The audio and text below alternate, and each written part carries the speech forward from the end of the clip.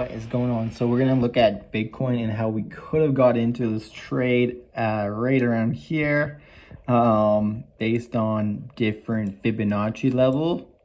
So where you would have had that line around here, be like, okay, it's buying here, okay. But I mean, I think it would have been hard to get in on this just based on the fact it just dropped so hard. I mean, you would have had to be very, yeah, it's a little dangerous to get in that way. I think, I think just getting in on this, like somewhere around here or like something like that would have been a lot easier to do. Yeah, so based on fib ratios, it would have been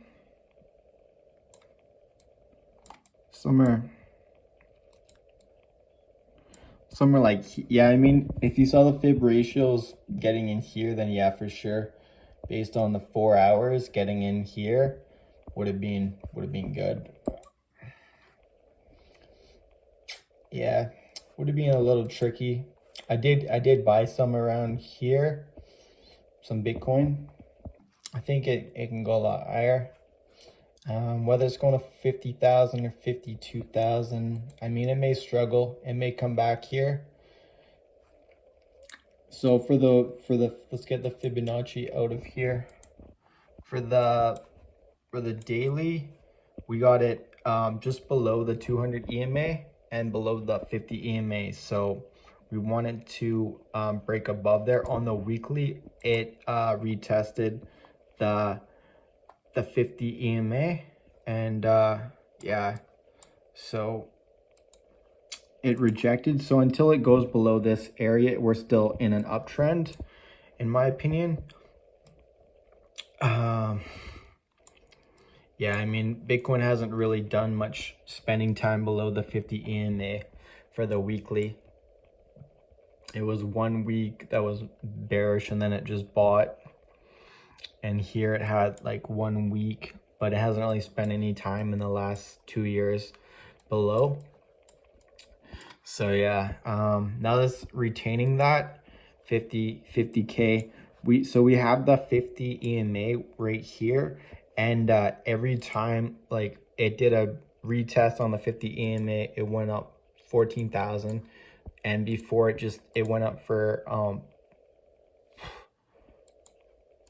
what is this? And up went for 3,800, and then it came back and it retested. I mean, it did this like 3,000, and then it came back and retested. So, if it does something like this, that would be all right. Or,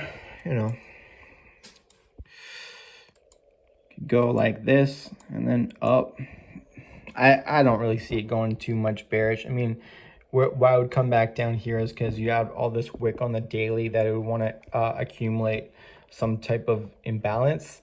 But yeah, I mean, I don't really see it doing that. What I would like to see it do is regain the 200 EMA. So that would be positive. So if it closed for the daily above here, that would be solid. And then, we could start seeing it go to 55, 57K.